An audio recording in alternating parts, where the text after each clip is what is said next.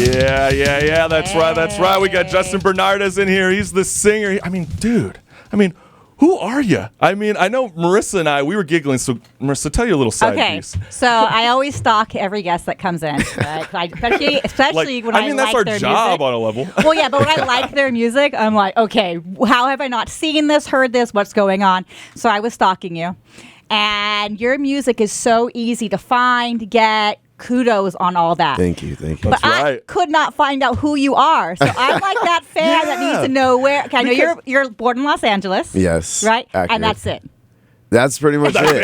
That's all you I'm put a mystery. out there. I'm a mystery man. But why is that, though? Do you choose to live that lifestyle, or? I do like a private life, but like it's all building right now. Like so much has happened. I've only been putting out my own music for like a year and like a couple months. So it's like so much has happened in that year. So when did this passion just arise? I mean, did someone convince you? Was it a family member or a friend? Honestly, when I was younger, I thought I was going to be like a professional skateboarder. That didn't work out. Really? Yeah, that didn't work out. Nice. And then like in third grade, I ended up like joining my school band. And then I was in band from then to like high school. Okay. Drumline. Drumline, yeah. I know. You watched the Nick Cannon Drumline. You're like, that was okay. All right, so you're a skateboarder, did Drumline. What else? Do you like pineapple on your pizza? No, I hate pineapple on pizza. Okay. I don't trust anybody that has pineapple on their pizza.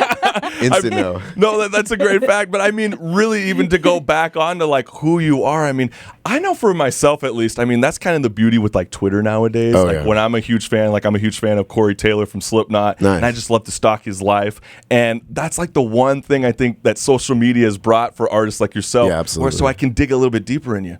But for Marissa and I, we kind of struggle. Okay, I'm going to do more questions. But I seriously want to know. No, go for it. Are you an only child? No, I have a younger brother and a younger sister. Okay. Are they into music? Yeah, they like listening to music, but Okay. they're not musically inclined. All right, so they're not hustling out there like you are. Yeah. But I mean, All right. before this even music career got started, what were you doing as like a job occupation? So I like to shoot music videos. That was really fun. Yeah. So if I'm not doing music and I have the time, if I'm not on tour, then like, I'll shoot some music videos. I like directing. I think that's really cool. Yeah, that's cool, man. And I love your voice. Oh, thank you. It's very like sexy deep. Thank you. I know. He told me how deep was my voice? Like 10 times larger? Yeah, I was like, on the phone, I was like, he must be 7 feet tall. It's all that milk and eggs from a young age. Right. Like I was always joking. I'm like, I must have came out of the womb out of my mother. I was like, where's my father? You know, just kicking and breaking doors. Oh yeah. But I mean, Justin, I mean, like before the music career got started, I mean, with me, I mean, because you were a skateboarder, and I bet a lot of people, they always used to get those endorsement deals back in high school. And I tried. And like even through that kind of phase, when did the reality kick in and like, this is not really going to work out? Or do you still pursue skateboarding? I skateboard in my free time, but I had this weird fear of like breaking a bone. And I was like, that would really suck. So I was like, I can't do music if I break my leg or like my arm. Well, it's like what Mornings on the Beach said earlier. You know, Lady Gaga, she fell on stage, and you don't want to be one of those. Yeah, definitely don't want to. That would be a meme. awkward. Yeah. I mean, and even to go on to that level, I mean, has there been anything like the worst embarrassing thing that's ever happened to you on stage where you just had to play it cool? No, thankfully, I actually don't have a single embarrassing moment that's happened. Okay, how about off stage? Oh, man. Yeah, there's got to be some fans that just come crowding over you. I mean, they see the nice big chain. Yeah, I mean, well, what's good, Justin? One time I was walking to the green room and a fan just like touched my hair, but I didn't know who touched my hair. I heard that's like a big no-no for like black people. Like, don't touch yeah, it's their like, hair. no, it's terrifying. Yeah. I don't know what it is. Yeah, white people are always like, you know, hey. It's like the Holy Grail. Oh, yeah, I'll be like, don't touch soft. it. Yeah. Literally. Like, but it is soft, so I'm like, it is. Fine, yeah, I mean, I think we can figure that out without having to touch it. And it's like a weird personal space that like people just don't know the fine line. No, honestly, it happens. I mean, at least listeners out there, when you meet Justin, please don't touch his hair. Yeah, don't touch his hair. Don't I touch mean, the that's hair. not cool. You can take a picture with them Right. and everything. You can touch the booty. Right. No, the booty? Oh, sorry. I won't touch be playing your booty, around lady. like that. I'm sorry. Level. I mean, let's talk a little bit about the music, because I know I got a little soundbite we wanted to play, but I know during the Strike a Chord we're going to really go in depth with some music. So I wanted to play a little soundbite from one of your songs, There I Go. I love that song. And as we're playing, I just wanted to kind of discuss it, because really with that, it's like it's very spooky and like psychedelic and very atmospheric. And like, how would you describe yourself? Because I can't really compare you to a certain artist. Good. I love that. I can't either. I'm really into like dark pop music, if that makes sense. But it's like, all right, I have a weird side story. So like when I was in like 7th and 8th grade, I got like really into heavy metal. Like my parents were really confused. That's me. So it was like I was doing Slipknot guitar covers. Like I was listening to Psychosocial and all of that. My parents like, oh no, what's happening to him? What kind of music do your parents listen to? Like R&B and like oldies. So they were very confused. Well, I was my mom's Mormon, so like I remember the first album I ever bought was Slipknot's titled album. I remember that song "Surfacing" came out, I remember that and song. Just those F-bombs going off like crazy. I remember my mom came running in like, "What are you listening to? What is this?" And I'm like, "I don't even know what you're listening to. Right. You're tripping." Like, and I can only imagine that your parents never saw this 720 on a level. Oh, never. Of really pursuing this dark pop. So like, even expand on that. Is that something like a Frank Ocean sound that's still like? Honestly, I'm still trying to figure it out as I go. I love singing, but I like kind of having like this weird like mysterious type element also in my music. So like every time I get on stage, I love turning up. Like I love yelling and stuff. So it's like, but I'm a singer. I got to dial it back a little bit. All right, well, there's nothing wrong with that. Yeah. Here's our soundbite from There I Go. Tell me what you see. It's funny how it's you versus me. Drawing lines up in the feed.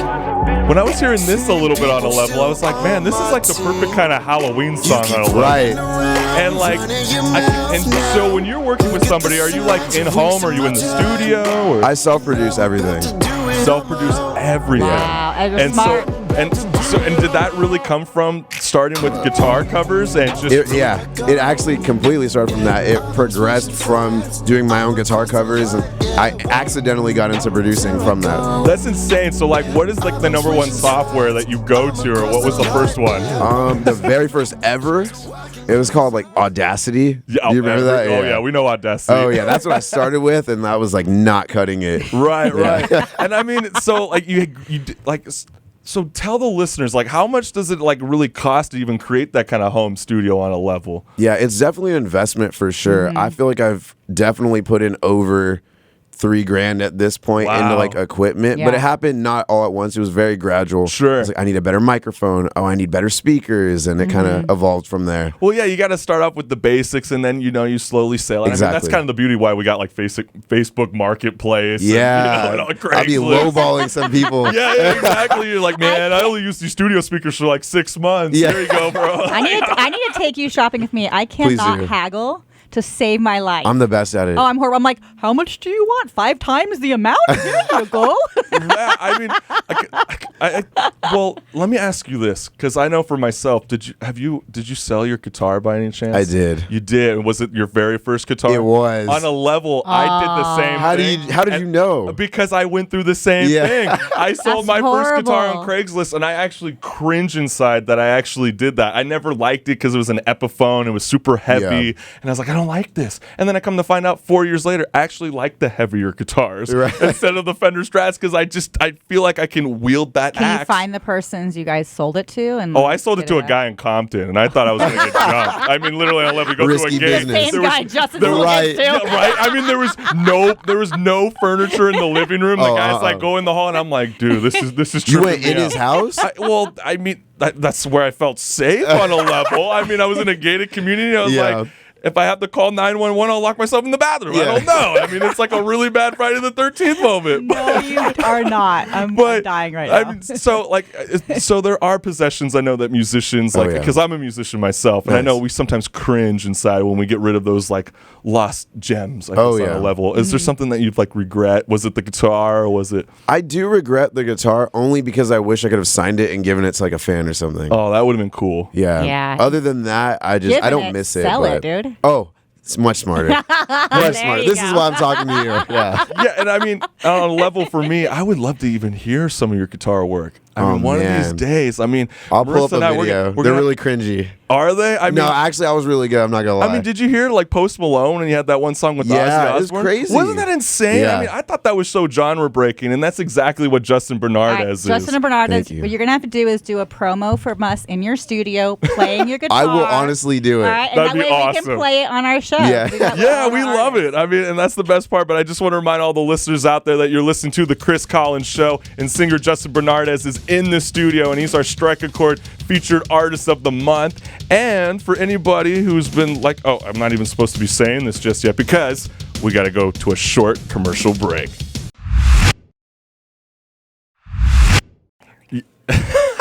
I just for a moment, I mean, listeners, you guys all kind of missed out on a level, but that was freaking out. You were sort of whispering to yourself, but I like it. But hey, listen, I want to let everybody know you listen to the Chris Collins Show, and we got singer Justin Bernardez in the studio. He's our featured Strike a Chord artist of the month, and man, like my biggest thing I always love asking, musicians like yourself, an artist, like where do you find the most success on?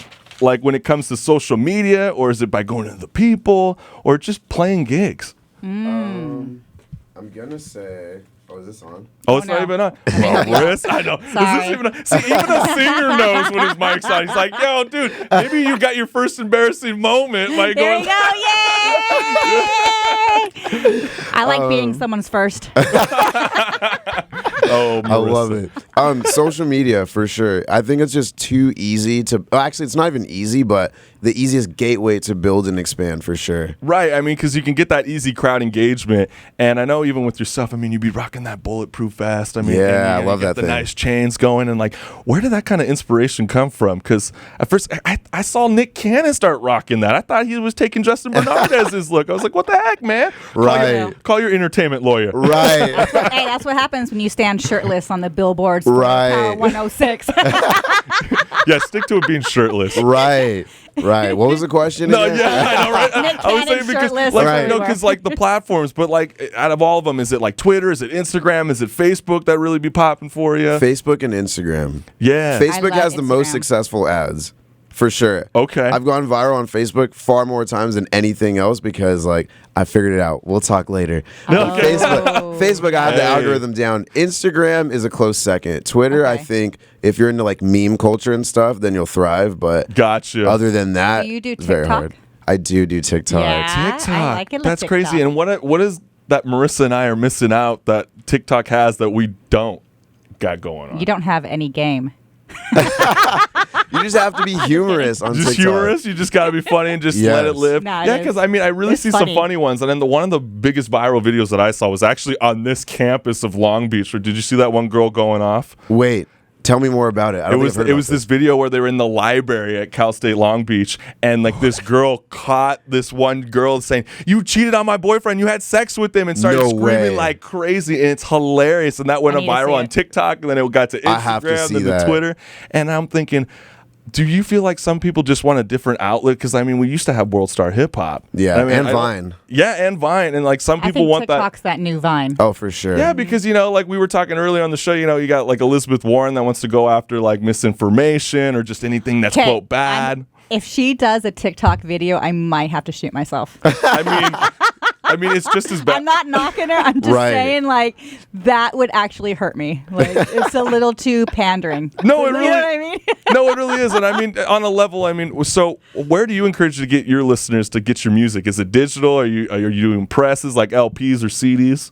Only digital, honestly. I feel like technology is moving so fast. Right. It's just so easily accessible. CDs are, I mean, how do you even play a CD anymore? Most laptops don't even have a CD. That's port. true. And you have to buy an external one. Yeah, it's like, it's more work. It's crazy. And it's pretty wild too, because a lot of the LPs are getting pressed even more. Like I even saw Rise Records yesterday; Yeah. they dropped like 500 LPs that you can Yeah. get from albums that weren't even released but on an LPs LP. will last longer. Here's a problem I always had with CDs.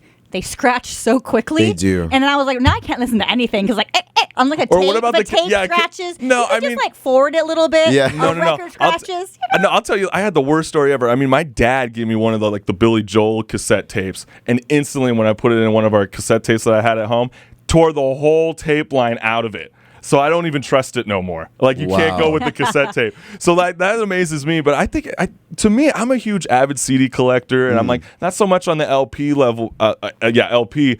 But I mean, to me, I get kind of fearful for artists like you guys, like having to rely on, the digital streaming on Spotify, Apple Music, and stuff, because the compensation that you guys get is like minimal. So you really have to push yourself to start playing live more often, right? Oh yeah. Selling merchandise. So what would you tell like cats trying to get up into the music industry because they are dealing in a digital world? What could they do to help promote their career like you're doing with bringing those funds in? Like the Dinero song that you have. I love that. Yeah. Dinero. Yeah, I feel like you have to have fans, because if you don't have fans, you're selling to nobody. And I feel like that should always be the number one priority, because you could put out all the music in the world, but if 0 people are hearing your music, your career is going to stay in the same spot. Right. You got to get at least a little support chain. And exactly. Get your friends to get close on your level. I mean, that's kind of how the Chris Collins Show got going first. I mean, you really got to outreach to family and friends. Yeah. But then how do you get past that level? Because I think a lot of people, they get stagnant at what they want to do. And then they fall apart, and I think that's why, I mean, Marissa and I used to say this all the time about our show, even during the first year on air. I mean, it always seems like mental health is like the number one thing everybody wants to talk about. And I think it's because people stay stagnant. Like, they do something they're so passionate about, and then they fall flat. And have you gone through any of those moments? Yeah, how do you keep your mental I personally, I have to travel a lot. But more so to like reset my mental headspace, because there's a lot of pressure, you know what I mean? I'm sure it is for you guys too. Sometimes, in LA is really toxic, and I live in North Hollywood, and it's just everyone kind of does everything there. So I feel like it's important to always like take breaks for yourself and just surround yourself with people that care about you. Otherwise, it might go downhill from there. Well, it's true, and I mean, we're from the IE, and we always make this joke. Born? Like, what part of LA? I was born in Inglewood, but I grew up in West Covina. You're 626. You're a neighbor. Right next to us. Really? No way. Yeah, we're in Claremont. So we're close by. But I always tell people that, like, you got to get out of that 3-mile radius of Hollywood on a level, because that will really eat you up inside, and it will just keep you very close-minded. Oh, 100%. And I think once you branch out, like, I think that's the beauty part. And like, where do you feel like you're getting the most success from your fans? Is it a lot of West Coast audience, the East Coast? Because I always usually joke that we get all the new music early. Really? And all the East Coast, they get it late. Like, they'll be like, oh yeah, you've heard that Soulja Boy? I'm like, dude, right. It was like 4 years ago. Right. I've noticed I have I toured Asia like maybe like a year and a half ago. Yeah. Wow. And I had a lot of fans out there, but also just the West Coast for sure. Yeah. But I'm going on tour. I'm not supposed to announce this, but I'm going to do it anyway. Yeah. I'm going to the UK next year on tour. Dude, that's insane. So hopefully there's a lot out there. There I mean, that's the best part. Hip hop is so huge in the UK. Yeah. Yeah. Oh, so I'm excited. Great. No, that's amazing, man. Let us know so we can throw it on our show. I will let you guys know exactly. for sure. And I mean, listeners, if you're in the UK, we do got UK listeners. I mean, you heard it first. That's Justin Bernardez. I mean, that is so cool. I know my friend's son. He's like my little nephew, Aiden. I'm calling you out there. He is huge in that, so he'll probably definitely be at your show. No he way. lives out right in London. No way. That's amazing. I will be performing in London. Cool. I'll buy him a ticket. Oh, amazing. And awesome. just real quick too, like as we're starting to wrap this segment up, I mean, on a level like, how are the Asian audience like compared to the United States? The best. Far better than the United States. I think really. I think because a lot of artists don't really go out there until a certain point in their career. So when you go out there, they're really appreciative and really grateful. I love that. Yeah, I mean, dude, that's so wild. Yeah. I mean, that's the one thing I regret not doing it in January was, really just not going to see a Japanese show. Yeah. I mean, I was really dying for it. You didn't. No, I know, and that really beats me up inside. But for all the listeners out there that are listening to the Chris Collins Show and watching us on the live stream, it's about to end right now, but you can continue and listen to this live discussion when you go onto the chriscollinsshow.com. It's as simple as clicking the on-air button. What's good, listeners? I'm the host of the Chris Collins Show, and if you like what you see, hit the subscribe button below and check us out at thechriscollinsshow.com. Peace.